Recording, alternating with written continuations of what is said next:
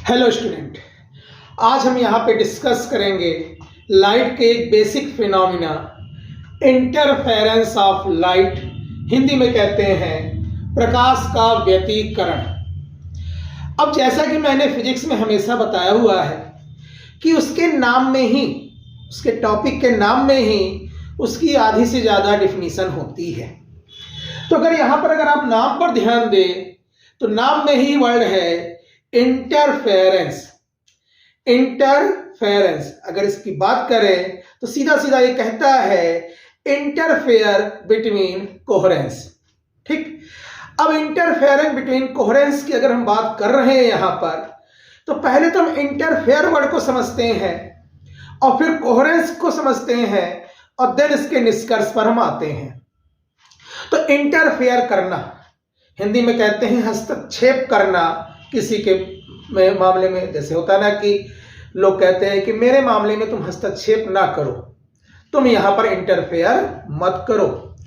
तो इसका मतलब है कि एक बेसिक चीज से निकल के आ रही है कि इंटरफेयर के लिए कम से कम 2 या 2 से अधिक लोग होने चाहिए। तो पहली कंडीशन से कह रहा है कि 2 और मोर सोर्स ऑफ लाइट हमें यहां पर चाहिए। दूसरा हमने कहा था इंटरफेरेंस का मतलब है इंटरफेयर बिटवीन कोहेरेंस। तो व्हाट इज द कोहेरेंट, हम यहां पे देखिए बात कर रहे हैं कोहेरेंट सोर्स की, कोहेरेंस लाइट की। तो कंडीशंस क्या कहती है कोहेरेंस की? कहता है कि जब तुम्हारे 2 या 2 से अधिक जो तुम्हारी सोर्स ऑफ लाइट है वो किसमें हो, सेम फ्रीक्वेंसी में हो, साथ ही साथ वो आपस में या तो सेम फेज में हो और या तो उनके बीच का फेज डिफरेंस क्या हो, कांस्टेंट हो। तो ऐसे सोर्स ऑफ लाइट जिनकी फ्रीक्वेंसी आपस में सेम होगी, जिनके बीच में कोई फेज डिफरेंस नहीं होगा और अगर होगा तो कांस्टेंट होगा, ऐसे सोर्स ऑफ लाइट को हम क्या कहते हैं, कोहेरेंट सोर्स कहते हैं। और ऐसी लाइट हमारी क्या कहलाएगी, कोहेरेंस लाइट कहलाएगी। और इंटरफेरेंस का मतलब ही यही है, इंटरफेयर बिटवीन कोहेरेंस लाइट। तो यहां पर उन्हीं के बीच में जब आपस में इंटरफेयर होगा तो वो क्या कहलाएगा, इंटरफेरेंस ऑफ लाइट कहलाएगा। ठीक, तो इंटरफेरेंस की बात हमने यहां पर की। अब इसमें होता क्या है, क्योंकि एक हमने इस तरह का और फिनोमेना पढ़ा हुआ है सुपर इंपोजिशन। तो कह रहा है सुपर इंपोजिशन और इंटरफेरेंस में क्या अंतर है, उस अंतर को भी यहां पर हम समझते चलते हैं। ठीक, तो पहले देखिए इसको समझने के लिए हम यहां पर हम ऑडियो का एग्जाम्पल ले रहे हैं और फिर ऑडियो को हम यहां लाइट के रूप में कंसीडर करेंगे। ठीक है, तो जैसे अभी हमने कहा सेम फ्रीक्वेंसी, तो देखिए ऑडियो के अकॉर्डिंग ही इसको समझेंगे। ऑडियो में फ्रीक्वेंसी की पहचान क्या है, जैसे आपके पास किसी का फोन आए और उसका नंबर सेव ना हो, बावजूद इसके आप उसको रिकॉग्नाइज कर लें, पहचान लें, तो वो हमारा उसकी कौन सी प्रॉपर्टी जिससे हमने उसको पहचाना, वो उसकी फ्रीक्वेंसी है। और वो फ्रीक्वेंसी क्यों हमने उसको आइडेंटिफाई किया उनके नाम से, क्योंकि और किसी सोर्स के पास ऐसी कोई फ्रीक्वेंसी नहीं है। सभी के अगर हम कहें, आज से हमने कहा कि जितने लोगों से मिला हुआ है, कभी भी 2 की ऑडियो हमारी मैच नहीं करती है। मिमिक्री अलग चीज है पर मैच होना अलग चीज है। तो मैच नहीं हुई है, इसका मतलब सीधा सीधा कह रहा है कि कभी भी 2 अलग अलग इंडिपेंडेंट सोर्स सेम फ्रीक्वेंसी की लाइट इमिट नहीं कर सकते हैं। ठीक है, इवन जैसे हम बल्ब में कहते हैं कि एक ही कंपनी का हो, एक ही पावर का हो, एक ही स्विच से जुड़ा हो, वैसे हम कह रहे हैं कि एक ही घर के मेंबर हो, एक ही फैमिली के, मतलब एक ही माता पिता के भाई बहन हो, माता पिता ही क्यों ना हो, हमारे डीएनए तक मैच कर जाएगा पर हमारी ऑडियो की फ्रीक्वेंसी मैच नहीं करती है। तो ये पहला हमेशा अटल सत्य जाने कि कभी भी 2 अलग अलग सोर्स की फ्रीक्वेंसी मैच नहीं करेगी।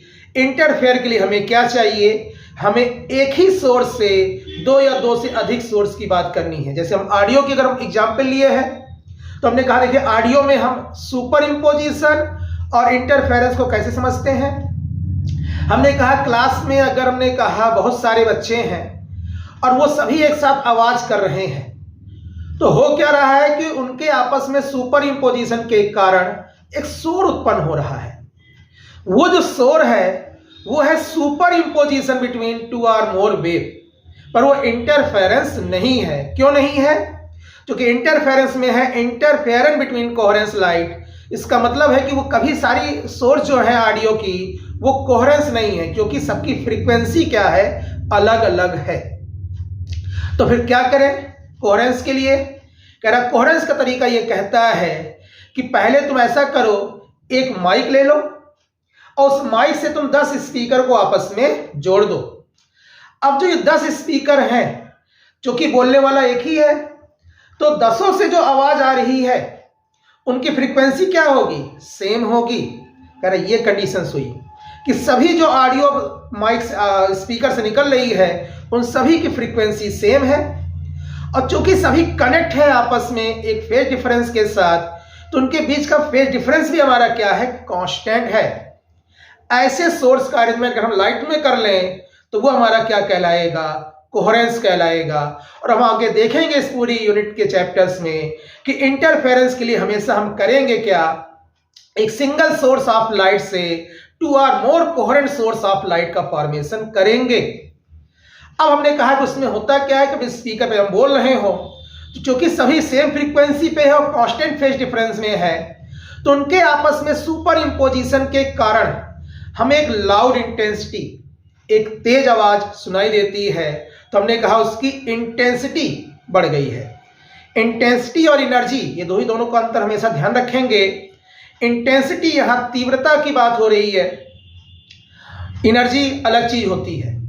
मैंने कहा जैसे अगर आपके कमरे में हमने कहा कि एक बल्ब की बजाय हमने 4 बल्ब लगा दिए, तो कमरे में क्या बढ़ा, इंटेंसिटी बढ़ी, एनर्जी नहीं बढ़ी।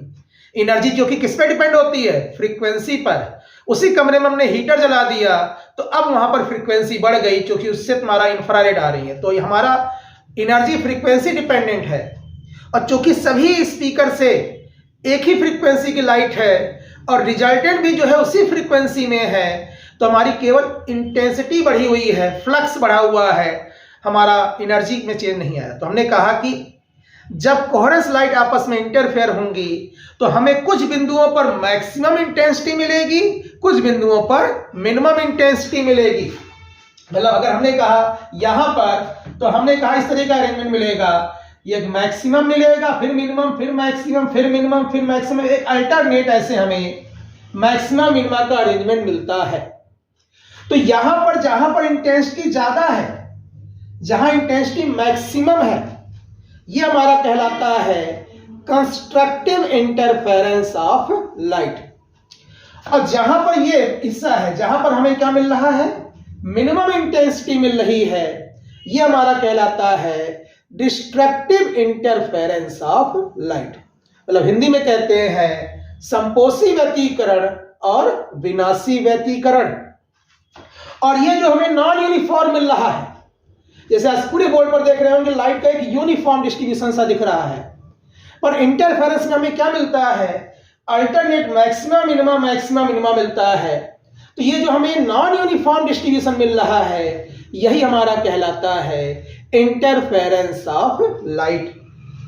तो अब अगर इस पूरे थ्योरी को, इस पूरी लाइन को एक साथ कह दें तो हमारा क्या हो जाएगा, तो हम कहेंगे सीधा यहां पर कि जब 2 या 2 से अधिक source, when 2 or more source of light emit कर रहे हो light in the same frequency and in same phase, समान आवृत्ति में हो और समान कला में हो, या तो उनके बीच का फेज डिफरेंस क्या हो, कांस्टेंट हो, तो उनके आपस में सुपर इम्पोजिशन के कारण, उनके बीच में आपस में अध्यारोपण के कारण कुछ बिंदुओं पे उच्च तीव्रता मैक्सिमम इंटेंसिटी मिलती है, वो कहलाता है संपोषी व्यतीकरण, कंस्ट्रक्टिव इंटरफेरेंस।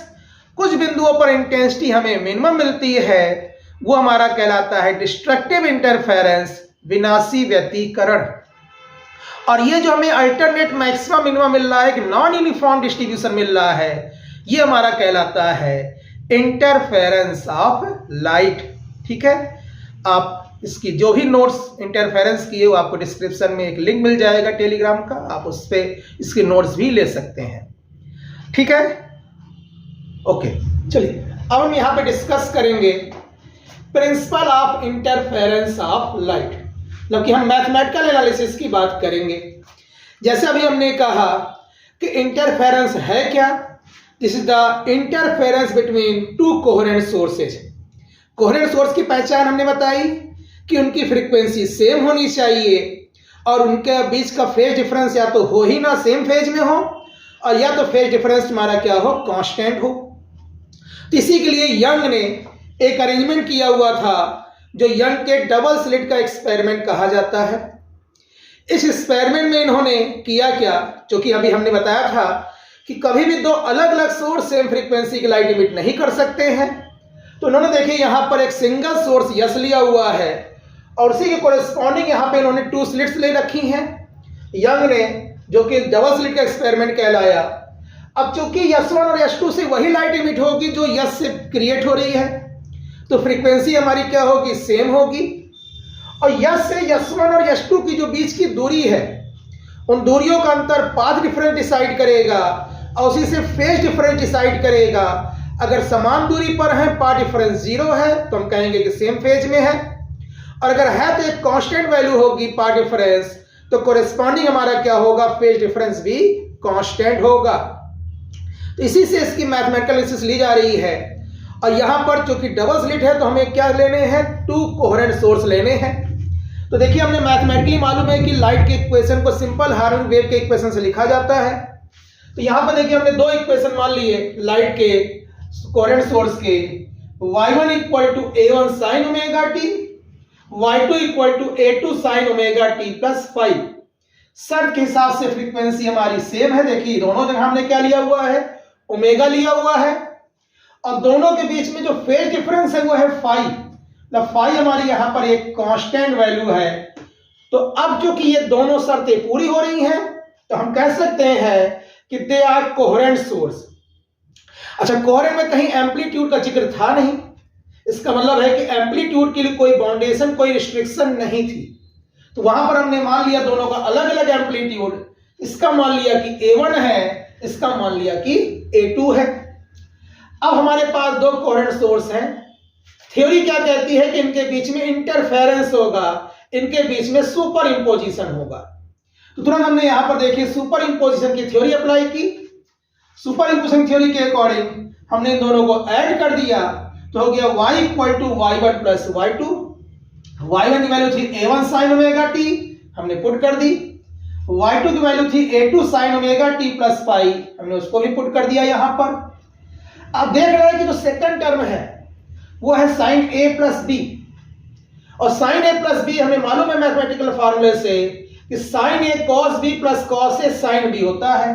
तो हमने अगले फार्मूले में क्या किया, पहला टर्म तो वही नोट कर लिया, a1 साइन ओमेगा टी, इसको 2 पार्ट में ब्रेक कर दिया, a2 sine omega T cos 5 plus a2 cos omega T sine 5, उसी फार्मूले से। अब देख रहे हैं दोनों में साइन ओमेगा टी कॉमन है, हमने साइन ओमेगा टी कॉमन लिया, तो बचा क्या, a1 प्लस a2 cos 5, और यहां पर हमने cos ओमेगा टी कॉमन लिया, तो हो गया a2 cos 5। अब ये हमारा, जैसा कि आपने कहा, 5 भी कांस्टेंट था, a1 और a2 एम्पलीट्यूड है, ये भी कांस्टेंट वैल्यू है। तो ये दोनों कांस्टेंट वैल्यू को हम एक अनदर कांस्टेंट वैल्यू से दिखाएंगे। अच्छा, मैथमेटिक्स में भी कांस्टेंट लेने का अपना एक रूल है। फर्स्ट ऑर्डर इक्वेशन है तो कांस्टेंट फर्स्ट ऑर्डर की होती है, सेकंड ऑर्डर है तो सेकंड ऑर्डर की होती है, लॉग इक्वेशन है तो लॉग के टर्म में होता है। ठीक उसी तरीके से हार्मोनिक इक्वेशन है तो कांस्टेंट भी हमारा क्या होगा, हार्मोनिक होगा। हमने तुरंत मान लिया कि a1 प्लस a2 cos 5 बराबर r cos theta, a2 cos 5 हमने मान लिया कितना है, r sin थीटा। ठीक है, तो हमने यहां पर अगर लिया तो थोड़ा सा मुझे लग रहा है मैंने यहां गलत नोट कर दिया है, क्योंकि यहां sin 5 था, तो यहां पर क्या हो जाएगा, ये sin 5 होगा, और यहां पर भी क्या हो जाएगा, ये sin 5 होगा। ठीक, और sin थीटा। अब तुरंत हमने यहां पर अगर इसकी वैल्यू को उठाकर r cos theta r sin theta को पुट कर दिया, तो यहां पर हमारा हो गया r cos theta sin omega T, यहां पर हो गया r sin theta cos omega T. अब फिर अगर r कॉमन लेंगे तो आपको sin a cos b plus cos a sin b दिख रहा है, और अगर ऐसा है तो तुरंत हम यहां पर क्या करेंगे, sin a प्लस b का फार्मूला लगा देंगे, तो r sin omega t plus theta आ गया। अब देख रहे हैं लेकर हम चले थे ये दोनों वेव, इनके सुपर इंपोजिशन से रिजल्टेंट वेव हमारी ये तैयार हो रही है, जिसमें कैपिटल R हमारा क्या शो कर रहा है, रिजल्टेंट एम्पलीट्यूड, और थीटा क्या शो कर रहा है, रिजल्टेंट फेज डिफरेंस। तो अब इन दोनों की वैल्यू हमें निकालनी है, तो हमने कहा चलो पहले R की वैल्यू निकालते हैं, रिजल्टेंट एम्पलीट्यूड की। तो हम देख रहे हैं इस इक्वेशन से a1 plus a2 cos phi equal to r cos theta. तो इन दोनों को हम क्या कर दें, स्क्वायर करके ऐड कर दें। अगर स्क्वायर करके ऐड करेंगे तो पहले आप RHS देखिए, r cos थीटा का स्क्वायर होगा r square cos square theta, इधर क्या होगा r square sin square theta. जब दोनों को जोड़ेंगे तो sin square theta plus cos square theta क्या होता है 1। तो अगर 1 है यहां पर तो हमारा बचेगा क्या, r स्क्वायर। देखिए हमने यहां पर क्या ले लिया, r स्क्वायर ले लिया। यहां है a1 plus a2 cos phi, a plus b दिख रहा है, a प्लस b का होल स्क्वायर क्या होता है, a square plus b square plus 2ab। तुरंत हमने यहां पे उसी फॉर्मूले से क्या लग दिया, a1 square plus a2 square cos square phi plus 2a1 a2 cos phi, और जब इसका स्क्वायर किया a2 sin फाई का तो क्या हो गया, a2 square sin square phi. अब ये सेकंड टर्म और फोर्थ टर्म अगर आप देखें तो a2 स्क्वायर अगर कॉमन ले ले तो sin square phi plus cos square phi भी क्या होता है 1। तो हमारा r स्क्वायर क्या आ गया, a1 square plus a2 square plus 2a1 a2 cos phi. और क्योंकि r स्क्वायर जो है वो प्रोपोर्शनलिटी बराबर होता है किसके, इंटेंसिटी के, तो यही हमारी रिजल्टेंट इंटेंसिटी भी होगी I equal to a1 square plus a2 square plus 2a1 a2 cos phi. तो हमारा यहां पर क्या आ चुका है, अब यहां पर हमारा रिजल्टेंट इंटेंसिटी हमें मालूम हो चुकी है कि I बराबर क्या है, a1 square plus a2 square plus 2a1 a2 cos phi. अच्छा ये तो पहली चीज आ गई। कह रहा थीटा भी कैसे निकलेगा, कह रहा थीटा के लिए करना क्या है, इसमें से इसको डिवाइड कर दें, तो r sin theta upon r cos theta, divide करेंगे तो r और r क्या हो जाएगा, कैंसिल, और sin theta upon cos theta क्या आ जाएगा, tan थीटा। तो tan थीटा बराबर क्या हो जाएगा, इधर हम देख रहे हैं r sin थीटा की वैल्यू थी a2 sin फाई अपान यहां पर क्या हो जाएगा a1 plus a2 cos phi. तो थीटा क्या हो जाएगा, tan inverse a2 sin phi upon a1 plus a2 cos phi. तो ये हमारा इनके बीच का क्या है, रिजल्टेंट फेज डिफरेंस है, और ये हमारी रिजल्टेंट इंटेंसिटी क्या हो गई, I।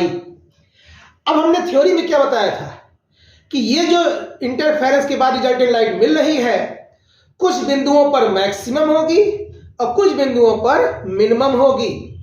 जहां मैक्सिमम होगी उसे हम क्या कहेंगे, कंस्ट्रक्टिव इंटरफेरेंस, जहां मिनिमम होगी वहां पर हम क्या कहेंगे, डिस्ट्रक्टिव इंटरफेरेंस। तो हम इसके आगे डिस्कस क्या करेंगे, कंस्ट्रक्टिव और डिस्ट्रक्टिव इंटरफेरेंस।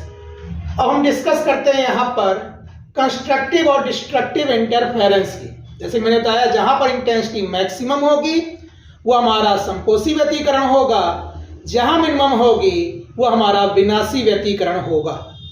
तो उस केस में अगर हम बात करते हैं तो हमने देखा कि इंटेंसिटी का हमारा फार्मूला क्या आया था, resultant a1 square plus a2 square plus 2a1 a2 cos phi. अब देख रहे हैं पूरे में जो cos फाई है, cos फाई जिसकी मिनिमम वैल्यू हमारी क्या होती है -1 और मैक्सिमम वैल्यू क्या होती है +1।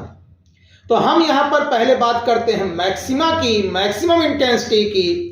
तो हम पहले यहां पर बात कर रहे हैं कंस्ट्रक्टिव इंटरफेरेंस की, संपोषी व्यतीकरण की। तो cos फाई की हमने वैल्यू कही, सबसे मैक्सिमम कितनी होती है +1।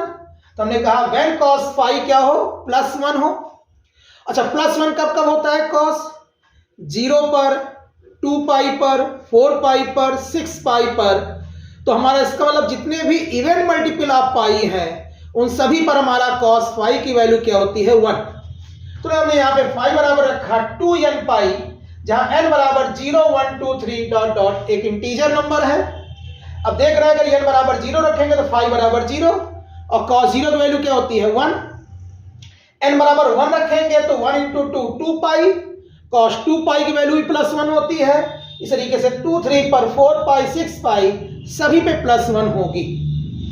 अब अगर ऐसा है और यहां पे पुट कर दिया तो cos पाई की वैल्यू +1 हो जाएगी, तो हमने यहां पर रख दिया cos पाई की वैल्यू +1, तो हमारा i क्या हो गया, मैक्सिमम हो गया, जो कि हो जाएगा a1 square plus a2 square plus 2a1 a2, जो कि cos पाई यहां पर क्या हो चुका है 1, और ये बराबर किसके है, a1 प्लस a2 के होल स्क्वायर के। अच्छा, इसको ग्राफ से देखना चाहे तो सेम फेज का मतलब तुम्हारा क्या हो गया यहां पर कि 0 का डिफरेंस हो, 2 पाई का हो, 4 पाई का हो, तो सेम फेज में हमें यहां पर दिखेंगे। तो ये दोनों के बीच में अगर कहा जाए कितने का फेज डिफरेंस है, तो कह देखने से तो 0 लग रहा है। कह अगर 2 पाई, मतलब ये पूरी वेव हम फिर से रिपीट कर रहा हूं, 2 पाई भी हो सकता है, 4 पाई भी हो सकता है। तो ये हमारे दोनों वेव हमने देखी।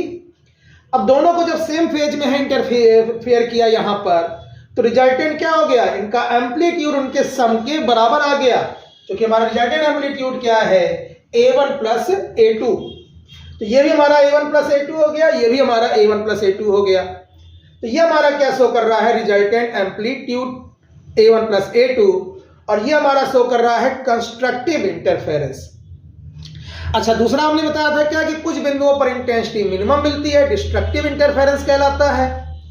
तो अगर डिस्ट्रक्टिव की बात करें यहां पर, विनाशी व्यतिकरण की बात करें हम यहां पर, तो होगा क्या कि जहां पर इंटेंसिटी मिनिमम हो, और इंटेंसिटी मिनिमम cos पाई की मिनिमम वैल्यू कितनी होती है, -1। तो हमने कहा जब cos पाई की वैल्यू -1 हो। अच्छा, -1 कब कब होती है, पाई, 3 पाई, 5 पाई, 7 पाई, लो ऑड मल्टीपल ऑफ पाई पर। तो हमने तुरंत यहाँ पे cos 2n + 1 पाई कर दिया, जिसमें फाई बराबर क्या हो गया, 2n + 1 पाई। इसमें n बराबर 0 रखेंगे तो पाई, n बराबर 2 रखेंगे तो 1 रखेंगे 3 पाई, 2 रखेंगे 5 पाई, ऑड मल्टीपल ही होगा। अब अगर ऐसा है यहां पर, तो हमने तुरंत यहां पर -1 रखा, तो +2a1 a2 यहां पर क्या हो जाएगा, -2a1 a2, और ये मिनिमम इंटेंसिटी हमारी आ जाएगी a1 square plus a2 square minus 2a1 a2, जो कि हो जाएगा a1 माइनस a2 का होल स्क्वायर। और r मिनिमम हमारा क्या होगा, वो हो जाएगा इसका अंडर रूट, जो कि हमने बताया था कि i proportional to r square, i equal to r square. तो r क्या हो जाएगा, अंडर रूट i, तो जाएगा a1 माइनस a2। अब हमारा a1 माइनस a2 यहां कैसे दिखाएंगे, फिर हमने वही सेम ले लिया हुआ है, बस अंतर क्या है, जहां पॉजिटिव है उसके कोरेस्पॉन्डिंग निगेटिव, जहां निगेटिव है उसके कोरेस्पॉन्डिंग पॉजिटिव हाफ, जो कि क्या शो कर रहा है, 180 का फेज डिफरेंस, पाई का, 3 पाई का, 5 पाई का। अब इसके अकॉर्डिंग हमने यहां पर क्या लिखा हुआ है, नो लाइट। नो लाइट यहां पर होता है प्रेजेंस ऑफ लाइट और अब्सेंस ऑफ लाइट। थोड़ा सा कभी किसी किसी स्टूडेंट के दिमाग में हमारा, मैंने पाया है कि कंफ्यूजन होता है कि इसको ये मैक्सिमा और इसको ये मिनिमा दिखाता है। देखिए एम्पलीट्यूड के केस में तो ठीक है, आयाम के केस में कि ये मैक्सिमा है और ये मिनिमा है, पर इंटेंसिटी की जब बात होगी, जब इसके वर्ग की बात होगी, तो हमें मालूम है कि जब वर्ग करेंगे तो इसका वर्ग हमारा क्या हो जाएगा, पॉजिटिव का वर्ग भी पॉजिटिव होगा और निगेटिव का वर्ग भी पॉजिटिव होगा। तो मिनिमम इंटेंसिटी हमारी 0 होती है और मैक्सिमम जो है इसका वर्ग है ही है, तो ये a1 प्लस a2 था, तो ये हो जाएगा a1 प्लस a2 का होल स्क्वायर। ठीक है, इंटेंसिटी हमेशा क्या होती है, पॉजिटिव होती है। और मिनिमम क्या होगी, जैसे हमने कहा कमरे में उजाला है, अब उजाला बढ़ाते जाओ तो इंटेंसिटी बढ़ती जाएगी, पर मिनिमम क्या कहा जाएगा, अंधेरा कर दो, अब्सेंस ऑफ लाइट। तो वही हमने यहां पर क्या लिखा हुआ है, नो लाइट, क्योंकि उस केस में ये दोनों रिजल्टेंट क्या आ जाएगा, अब्सेंस ऑफ लाइट की बात करेगा। तो ये जो ग्राफ है ये हमारा एम्पलीट्यूड का ग्राफ है। अगर यही हम इंटेंसिटी का ग्राफ बनाए तो हमने कहा इंटेंसिटी ग्राफ बनाने के लिए दो चीजों का ध्यान रखना होगा, फाई 2n पाई है और यहां पर फाई क्या है, 2n + 1 पाई है, जिस पर हमें मैक्सिमा और मिनिमा मिल रहा है। अगर इसी को हम यहां ग्राफ से दिखाएं तो क्या हो जाएगा, तो देखिए हम यहां पे इंटेंसिटी का ग्राफ अगर बनाते हैं तो क्या हो जाएगा, यहां पर हम यहां पे ग्राफ इस तरह से प्लॉट करेंगे, इधर हमारा इंटेंसिटी होगा, इधर हमारा इंटेंसिटी होगा I, और इधर हमारा पाई होगा। अब जैसा कि हमने कहा कि फाई बराबर 0 पर हमें क्या मिल रहा है, कंस्ट्रक्टिव, फाई बराबर पाई पर डिस्ट्रक्टिव, तो हमारा इस तरीके से ग्राफ बनता चला जाएगा। ये हम पॉजिटिव में बना रहे हैं,